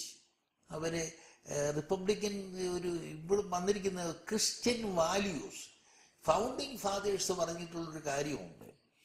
ഈ nation trust on God, we trust in God. You like to use the same Bible for the community as such. ഇത് ഓരോ ഭാഷകളും വളരെ ഭംഗിയായിട്ട് പ്രേ ടു ദ ഗോഡ്. ഫിലഡൽഫിയയിൽ കൂടിയ കൺവെൻഷനിൽ Psalm 61 ഞാൻ എപ്പോഴും ചെല്ലുന്നൊരു വാചകമാണ്. Oh my God listen my prayer. അത് ഫിലഡൽഫിയ കൺവെൻഷനിൽ വായിച്ചു. അപ്പൊ യുണൈറ്റഡ് നേഷൻസിൽ തന്നെ യെശയ്യാ 2:4 ആണ് നമ്മൾ അവിടെ കൂട്ടിയിരിക്കുന്നത്. യെശയ്യാ ഇനി യുദ്ധവും യുദ്ധസ്ഥിതികളും ഉണ്ടാകുകയില്ല, നിങ്ങൾ ഉപയോഗിക്കുന്ന വാളുകളെ അത് കൊഴുക്കളായി മാറും, നിങ്ങൾ ഉപയോഗിക്കുന്ന യുദ്ധ സാമഗ്രികളെ നിങ്ങളുടെ ഭവനങ്ങളുടെ നിർമ്മാണത്തിനായിട്ട് മാറ്റപ്പെടും എന്ന് പറഞ്ഞാൽ ഒരു ഭാഗമുണ്ട് യെശയ്യായുടെ ആ പുസ്തകത്തിൽ. യുദ്ധസ്തുതികൾ നിങ്ങൾ കേൾക്കുകയില്ല. ആ ഒരു ലോകത്തെക്കുറിച്ചുള്ള ഒരു കാഴ്ചപ്പാട് ഉണ്ടായിരുന്നു. അപ്പം ഈ റിപ്പബ്ലിക്കൻസുകാർ ഇന്നും ക്രിസ്ത്യൻ വാല്യൂസിനോട് പ്രാധാന്യം കൊടുക്കുന്നുണ്ട്. ഇന്നത്തെ ഈ വിവാഹം, സ്വവർഗ വിവാഹം, ഒരിക്കലും അതിനോട് യോജിക്കാൻ കഴിയത്തില്ലെന്നാണ് റിപ്പബ്ലിക്കൻ നേതാക്കന്മാർ പറയുന്നത്. കാര്യം ബില്ലി ഗ്രഹാം അവരുടെ വലിയൊരു ആർഡിയൻസ് പറഞ്ഞു. ബില്ലി ഗ്രഹാം സ്റ്റീവൻസനെ വളരെ സ്നേഹിച്ച ആളാണ് ബില്ലി ഗ്രഹാം. ഇതുപോലൊരു അമേരിക്കയിൽ സ്വന്തമായിട്ട് പ്രസംഗം എഴുതുകയും നടത്തുകയും ചെയ്തിട്ടുള്ള ഒരു പ്രസിഡൻഷ്യൽ കാൻഡിഡേറ്റ് ഉണ്ടായിട്ടില്ല. നോന്തര പ്രസംഗം. അച്ഛന് തന്നെ അദ്ദേഹത്തിന്റെ ആ മേജർ ക്യാമ്പയിൻ സ്പീച്ചസ് ഒന്ന് വായിക്കണം. എനിക്കത് പള്ളിയിലെ സർമൺ വരെ നമുക്ക് ഉപകരിക്കാം. മേജർ ക്യാമ്പയിൻ നമ്മുടെ ചൂടപ്പം വിറ്റഴിയുന്നത് പോലെ പോകുന്നൊരു പുസ്തകം. ഇന്നും കൊല്ലങ്ങൾ എത്ര കഴിഞ്ഞു. അപ്പം ബില്ലി ഗ്രഹാമിനെ പോലുള്ള ആളുകൾ പറയുന്നത് ദൈവത്തിന്റെ ആ രാജ്യം ഭൂമിയിൽ സ്ഥാപിക്കുവാനുള്ള ചുമതലയും നമ്മൾ ഭരണാധികാരികൾ വിട്ടുമാറരുത്. അപ്പം റിപ്പബ്ലിക്കൻസ് പറയുന്നത് ഇത് സ്വർഗ വിവാഹം ഇതൊക്കെ വെറും തെറ്റുകളാണ്, പാപമാണ്. അവരത് വളരെ ആവർത്തിക്കുന്നുണ്ട്. പിന്നെ അവർക്ക് അനധികൃതമായ കുടിയേറ്റം. This land is based on certain laws. We have to establish that law by our own deep involvement എന്ന് പറയുന്നുണ്ട്. അപ്പം എൻ്റെ അഭിപ്രായത്തിൽ ഈ ഇലക്ഷനിലെ നമ്മൾ എന്തോ പറഞ്ഞാലും ഇപ്പം മാറ്റത്തിന് 4 പ്രാവശ്യം അടുപ്പിച്ച് തെരഞ്ഞെടുത്ത പാർട്ടിയാ ഫ്രാങ്ക്ലിൻ റൂസ്വെൽറ്റ്, ഡെമോക്രാറ്റിക് പാർട്ടിയുടെ. 32-ലും 36-ലും 40, 44-ലും പിന്നെയാണ് അവർ നിയമം കൊണ്ടുവന്നത് 2 കൊല്ലം മതി എന്ന് ഒരാൾക്ക്. 2 ടൈം. അപ്പം ഇനി 1.5 കൊല്ലം ബാക്കിയുണ്ട്. എന്തൊക്കെ സംഭവിക്കുമെന്ന് പറയാനൊക്കത്തില്ല. കാരണം 56-ലെ ഇലക്ഷൻ ഐസനോവർ ജയിക്കാനുള്ള ഒരു കാരണം എന്ന് ചോദിച്ചാൽ ആ സമയത്താണ് ഇസ്രയേലുകാരും ഈജിപ്തുകാരും ഇസ്രയേലുകാരും ഇംഗ്ലീഷുകാരും ഫ്രാൻസുകാരും കൂടി ചേർന്നുകൊണ്ട് സൂയസ് കനാലിൽ ആക്രമണം നടത്തുന്നു. ഒരു ലോകവായുധം ഉണ്ടാകുന്ന ചാൻസായി. നാസറെ സൂയസ് കനാൽ ദേശീകരിക്കുന്നു. അപ്പോൾ അമേരിക്കക്കാർ നീച്ചു, ഞങ്ങൾക്ക് വേണ്ടത് ഒരു യുദ്ധം നയിക്കുവാൻ കഴിവുള്ള ആളാണ്. ഒരു യുദ്ധം ഉണ്ടായാൽ ഈ രാജ്യം നിൽക്കണം, ഞങ്ങൾക്ക് ഐസനോവറിനെ മതി. അപ്പൊ ആ സമയത്ത് 2056 നവംബർ 2 അമേരിക്കക്കാരെ പോളിംഗ് ബൂത്തിൽ പോകുമ്പോൾ 1 രാത്രി ഇവിടെ ബോംബ് വീഴുന്നു. അവർ we vote for Eisenhower. Stevenson ജയിക്കുന്ന എഴുതിയ പത്രക്കാരെല്ലാം തലകുഞ്ഞു. അപ്പൊ നമുക്കൊന്നും സംഭവിക്കേണ്ടത് 1.5 കൊല്ലം ഉണ്ട്. ഇപ്പോഴാണ് ഇങ്ങനെ പ്രൈമറിക്ക് ഡിബേറ്റ് തുടങ്ങിയത്. ഇന്നലെ 10 പേര് സംസാരിച്ചു. എനിക്കറിയാവുന്ന ഇന്ത്യക്കാരൻ ജിൻഡാലിലെ വന്നില്ലെന്ന് തോന്നുന്നു. ആ ഡിബേറ്റ് വന്നിട്ടില്ല. 10 കഴിഞ്ഞുള്ള ലിസ്റ്റ് വന്നിട്ടുണ്ട്. ജിൻഡാല്. പിന്നെ ഞാൻ താമസിക്കുന്നത് ഇപ്പം സൗത്ത് കരോലൈന ഗവൺമെന്റ് ഇന്ത്യക്കാരിയാ, നിക്കി ഹേലി ഇന്ത്യക്കാരിയാ. അവരുടെ ഒരു വൈസ് പ്രസിഡന്റ് ആയിട്ട് വന്നേക്കാന്ന് പറയുന്നു. അപ്പൊ ഏതായാലും വെച്ചാൽ ഇപ്പോഴൊന്നും പറയാനോ ഇവിടുത്തെ ഈ പൊളിറ്റിക്സിന്റെ ചേഞ്ച്. പിന്നെ ഡെമോക്രാറ്റ്സും റിപ്പബ്ലിക്കൻസും കഴിവുള്ള നല്ല റിപ്പബ്ലിക്കൻസിൽ തന്നെ നല്ല ആളുകളുണ്ട്.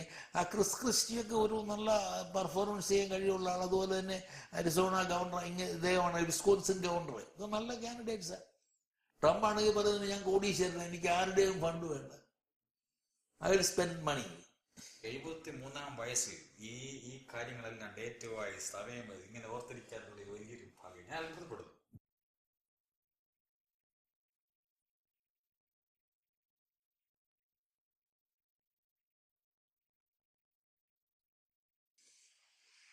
അടുത്തറിയുമ്പോൾ ഏറ്റെടുത്ത് കേൾക്കുന്ന കാര്യങ്ങൾ അങ്ങേയറ്റം വിശ്വസ്തയോടെ ചെയ്തു തീർക്കാൻ എത്ര ബുദ്ധിമുട്ടുണ്ടെങ്കിലും അത് ചെയ്തു തീർക്കാൻ അങ്ങേയറ്റം ശ്രമിക്കുന്ന ഒരു വ്യക്തിയാണ് അദ്ദേഹം. വീടിനെ സംബന്ധിച്ചിടത്തോളം നല്ലൊരു ഗൃഹനാഥന് കുഞ്ഞുങ്ങൾക്ക് വേണ്ടിയ ഉപദേശങ്ങൾ കൊടുക്കുക, ഏറ്റവും അധികം സമയം ചെലവിടുന്നത് വായനയിലാണ്. കിട്ടുന്ന എന്തും വായിക്കാൻ അങ്ങേയറ്റം, ഉറങ്ങുന്ന സമയം ഒഴിച്ച് ബാക്കി സമയമെല്ലാം വായിക്കാൻ ഏറ്റവും അധികം ഇഷ്ടപ്പെടുന്ന കൂട്ടത്തിലാണ്. വീട്ടിൽ എൻ്റെ ഓർമ്മ ശരിയാണെങ്കിൽ വിവാഹം കഴിഞ്ഞപ്പം മുതലുള്ള പേപ്പർ കട്ടിങ്സ് വരെ ഇന്ന് വരെ സൂക്ഷിക്കുന്ന ഒരാളാണ്. കുഞ്ഞുങ്ങൾക്കതൊരു നല്ല മാതൃകയാണ്. വീട്ടിലെ സംബന്ധിച്ചിടത്തോളം ഞങ്ങൾക്ക് 2 മക്കളാണ്. അതിൽ മോൾക്ക് ഈ ഗുണം കൂടുതൽ കിട്ടിയിട്ടുണ്ട്. മോനും ഈയിടെയായിട്ട് ഈ കാര്യങ്ങളിൽ കൂടുതൽ ശ്രദ്ധിക്കുന്നുണ്ട്. പിന്നെ മാതാപിതാക്കളെ ഈശ്വരതുല്യം സ്നേഹിച്ച, അവരെ അത്രയധികം ബഹുമാനിച്ച ഒരു വ്യക്തിയാണ്. അതുപോലെ 4 സഹോദരിമാരുണ്ട്. അവരെയും ഏറ്റവും അധികം സന്തോഷത്തോടുകൂടെ കുടുംബജീവിതം നയിക്കുന്നു. എല്ലാ കാര്യങ്ങളും ഭംഗിയായി നടത്തുന്നു. സഭാ മേലധ്യക്ഷന്മാരെയും സഭയിലെ പുരോഹിതന്മാരെയും അങ്ങേയറ്റം സ്നേഹിക്കുകയും ബഹുമാനിക്കുകയും ചെയ്യുന്ന ഒരു പതിവാണ് അദ്ദേഹത്തിനുള്ളത്. നേരത്തെ പറഞ്ഞ പോലെ 5 ബാവാമാരെയും മെത്രാച്ചന്മാരെയും എല്ലാം അങ്ങേയറ്റം ഞങ്ങൾ വീടുകളിൽ പലപ്പോഴും പറയാറുണ്ട്, വീട്ടിലെ ഞങ്ങളുടെ അല്ലെ അനന്തരവരുടെയോ മക്കളുടെയോ ഒക്കെ ഡേറ്റ് ഓഫ് ബർത്ത് ജന്മദിനം മറന്നുപോയാലും ഈ പിതാക്കന്മാരുടെ ഒന്നും ജന്മദിനം മറക്കാറില്ല. ഇന്നലെ അവിടെ ഇരുന്നപ്പം ഓഗസ്റ്റ് 31 ബാവായുടെ ജന്മദിനമാണ് എന്ന് പറഞ്ഞപ്പം എൻ്റെ മോൻ്റെ വൈഫ് ചോദിച്ചു, അപ്പം എത്ര കാര്യമായിട്ടാണ് ഈ ബാവാമാരുടെയൊക്കെ ജന്മദിനമൊക്കെ ഓർത്തിരിക്കുന്നത്. അപ്പം ഞാനും കളിയായിട്ട് പറഞ്ഞു, എൻ്റെ ജന്മദിനം മറന്നാലും ബാവാമാരുടെ തിരുമേനിമാരുടെ ഒന്നും ജന്മദിനം മറക്കാറില്ല. അങ്ങേയറ്റം ബഹുമാനത്തോടുകൂടി അവരെ കാണുന്നു. അതിൻ്റെ ദൈവാനുഗ്രഹം ഞങ്ങളുടെ കുടുംബജീവിതത്തിലുണ്ട്. സന്തോഷത്തോടുകൂടെ കഴിയുന്നു. ഞാനൊരു അധ്യാപികയാണ്. റിട്ടയർ ചെയ്തു. ഞാൻ SC സെമിനാരി ഹൈസ്കൂളിൽ തിരുവല്ല റിട്ടയർ ചെയ്ത് കഴിഞ്ഞൊരു CBSE ഗുരുകുൽ മൗണ്ട് പബ്ലിക് സ്കൂളിൻ്റെ വൈസ് പ്രിൻസിപ്പലായിട്ട് ജോലി ചെയ്യുന്നു. ഇപ്പം വിശ്രമ ജീവിതം നയിക്കുന്നു. സാറിന് തുണയായിട്ട് കൂടൊട്ട് ഇണയും തുണയും. മക്കൾ 2 പേരും പിതാവിൻ്റെ പാത തുടർന്ന് ഇന്ന് വരെ യാതൊരു തലവേദനയും നൽകാതെ കാര്യങ്ങളെല്ലാം ഭംഗിയായി അവർ നിർവഹിക്കുന്നു. സന്തോഷമുണ്ട്. ഏറ്റവും വലിയൊരു ഗുണം എന്തുവാ? സാറിനെ ഞാൻ കാണുന്ന ഏറ്റവും വലിയ ഗുണം താഴ്മയുണ്ട്, മറ്റുള്ളവരെ ബഹുമാനിക്കാനുള്ള കഴിവുണ്ട്, മറ്റുള്ളവരെ അങ്ങേയറ്റം ഏത് കാര്യത്തിൽ വേണമെങ്കിലും സഹായിക്കാനുള്ള കഴിവുമുണ്ട്. എന്ത് ബുദ്ധിമുട്ടിയാണെങ്കിലും എന്തെങ്കിലും സഹായം ചോദിച്ചാൽ എത്ര ബുദ്ധിമുട്ടിയാണെങ്കിലും അത് നേടിയെടുക്കാൻ ശ്രമിക്കും. സ്വന്തം വീട്ടിലേക്കല്ല, സഹായം ചോദിക്കുന്ന എല്ലാവരെയും സഹായിക്കാൻ അങ്ങേയറ്റം ശ്രമിക്കും. പിന്നെ മറ്റുള്ളവരിൽ നന്മ കാണാനും ശ്രമിക്കും. എന്തെങ്കിലും പരിചയപ്പെട്ട ആളിന് എന്തെങ്കിലും ഒരു ഉന്നതി ഉണ്ടെങ്കിൽ പെട്ടെന്ന് ഒന്നിലൊരു കാർഡ് എടുത്ത് അവർക്കൊരു അനുമോദനം അയക്കും, അല്ലെങ്കിൽ ഫോണിൽ വിളിച്ചവരെ അഭിനന്ദിക്കും. ഇടവകയിലെ കുഞ്ഞുങ്ങൾക്കാണെങ്കിൽ സൺഡേ സ്കൂളിലെയോ അല്ലെങ്കിൽ മറ്റു കോമ്പറ്റീഷനിലോ എന്തെങ്കിലും ഒരു പ്രൈസ് കിട്ടിയാലോ അവരെ വിളിച്ച് അഭിനന്ദിച്ച് അവരുടെ തോളത്ത് തട്ടി ഒന്ന് പ്രോത്സാഹിപ്പിച്ചിട്ട് മാത്രമേ പള്ളിയിൽ നിന്ന് പോകാറുള്ളൂ. പിന്നെ മറ്റൊരു കാര്യം ഞാൻ കാണുന്നത്, പള്ളി ചെല്ലുമ്പോൾ ആദ്യം ചെയ്യുന്ന ഒരു കാര്യമാണ് മാതാപിതാക്കന്മാരുടെ ശവകുടീരത്തിൽ ചെന്ന് നിന്ന് 1 മിനിറ്റ് നേരം നിൽക്കും. തിരിച്ചു പോരുമ്പോഴും അത് തന്നെ ആവർത്തിക്കാറുണ്ട്. അപ്പം ഇപ്പം പള്ളിയിലെ യങ്സ്റ്റേഴ്സ് എപ്പോഴും പറയാറുണ്ട്, അച്ചായൻ്റെ ഈ മാതൃക ഞങ്ങളും പിന്തുടരുന്നുണ്ട്. പള്ളി ചെല്ലുമ്പം മാതാപിതാക്കന്മാരുടെ ശവകുടീരത്തിലൊന്ന് ചെല്ലുക, 1 മിനിറ്റ് നേരം അവിടെ നിൽക്കുക, തിരിച്ചു പോരുക. യാത്ര തുടങ്ങുമ്പോഴും യാത്ര അവസാനിക്കുമ്പോഴും അത് ചെയ്യാറുണ്ട്. സഭാ സെക്രട്ടറി ആയിരുന്നപ്പം അച്ഛൻ ചോദിച്ച പോലെ പല വൈഷമ്യമുള്ള അനുഭവങ്ങളും ഉണ്ടായിട്ടുണ്ട്. സാറ് അത് പറഞ്ഞില്ലെങ്കിലും നമ്മുടെ മലങ്കര വർഗീസിന്റെ വധം, ആ ഇടയ്ക്കൊക്കെ ഇതിനെപ്പറ്റിയുള്ള ചർച്ചകളോ അതോ ഒക്കെ കഴിഞ്ഞ് വളരെ ലേറ്റായിട്ട് വീട്ടിൽ വരാറുള്ളൂ. ചിലപ്പോൾ 11 മണി 12 മണിയൊക്കെ ആകും. അപ്പോൾ അതിനങ്ങോട്ട് വളരെ ഭീഷണി കത്തുകളും വീടുകളിൽ എത്താറുണ്ട്. അങ്ങനെ ഇങ്ങനെ പ്രവർത്തിച്ചാൽ അങ്ങനെ ചെയ്തു കളയും. ഇതൊക്കെ ഞാൻ വായിക്കാറുണ്ട്. ചിലതൊക്കെ കാണിക്കാറുള്ളൂ, ചിലത് വായിക്കാനുള്ള സമയമൊന്നും കിട്ടത്തില്ല. കാരണം രാത്രി 12 മണിക്ക് വരും, വെളുപ്പിന് 5 മണിക്ക് ബാവായുടെ വിളി ഉണ്ടായിരിക്കും, അപ്പോഴേ അവിടുന്ന് സ്ഥലം വിടും. അപ്പം ഇങ്ങനെയൊക്കെ ഇരിക്കുമ്പം ഞാൻ കേട്ടിട്ടുള്ള, എൻ്റെ മനസ്സിന് ആശ്വാസം തന്നിട്ടുള്ള ഒരു പാട്ടാണ്. അച്ഛൻ പറഞ്ഞതുകൊണ്ട് പാടാം. ഞാൻ വിളിക്കുമ്പോൾ എനിക്കുത്തരമരുളും, ഞാൻ കരയുമ്പോൾ എൻ്റെ വേദന അറിയും, ഞാൻ തളരുമ്പോൾ എൻ്റെ കൂട്ടിനോടി വരും, എൻ്റെ ഏകരക്ഷകൻ നീ മാത്രം. ഒരു കുഞ്ഞു പക്ഷിയായി തളർന്നു ഞാൻ വീഴുമ്പോൾ ചിറകു വിടർത്തി നീ എന്നെ താങ്ങും. ദാഹിച്ചവശയായി തളർന്നു ഞാൻ വീഴുമ്പോൾ ദാഹജലം തന്നനുഗ്രഹിക്കും. ഞാൻ വിളിക്കുമ്പോൾ എനിക്കുത്തരമരുളും, ഞാൻ കരയുമ്പോ എൻ്റെ വേദന അറിയും. ഞാൻ തളരുമ്പോ എൻ്റെ കൂട്ടിനോടി വരും. എൻ്റെ ഏകരക്ഷകൻ നീ മാത്രം. വഴി തെറ്റി ഞാനെങ്ങോ അലഞ്ഞു നടന്നപ്പോ വഴിയായി നീ എൻ്റെ മുൻപിൽ വന്നു. ആഴിയിലൻ തോണി ആടിയുലയുമ്പോ അമരത്തിരുന്നു നീ എന്നെ കാക്കും. ആഴിയിലൻ തോണി ആടിയുലയുമ്പോ അമരത്തിരുന്നു നീ എന്നെ കാക്കും. ഞാൻ വിളിക്കുമ്പോ എനിക്കുത്തരമരുളും. ഞാൻ കരയുമ്പോൾ എൻ്റെ വേദന അറിയും. ഞാൻ തളരുമ്പോ എൻ്റെ കൂട്ടിനോടി വരും. എൻ്റെ ഏകരക്ഷകൻ നീ മാത്രം.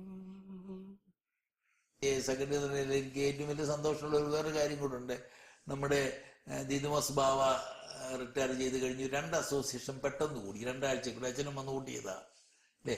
നമ്മുടെ ഇപ്പോഴത്തെ പൗരസ്ത്രീയം കാതോലിക്ക ബാവയെ തിരഞ്ഞെടുത്തതും അദ്ദേഹത്തെ വാഴിക്കുവാനും അദ്ദേഹത്തിന്റെ നേതൃത്വത്തിൽ നമ്മുടെ സഭ ഭംഗിയായിട്ട് അച്ഛനെ പോലുള്ള വൈദ്യരെ നേതൃത്വം മുമ്പോട്ട് പോകുന്നതിലുള്ള ആ സന്തോഷവും ഞാൻ രേഖപ്പെടുത്തുക. അതിനൊക്കെ ദൈവം ഒരു മുഖാന്തരമാക്കി അതിന് 5 വാതിരുമിനിമാരുമായിട്ട് ഒരു മുഷുവുമില്ലാതെ ഇന്നോളം കഴിയാൻ ദൈവം തന്നു.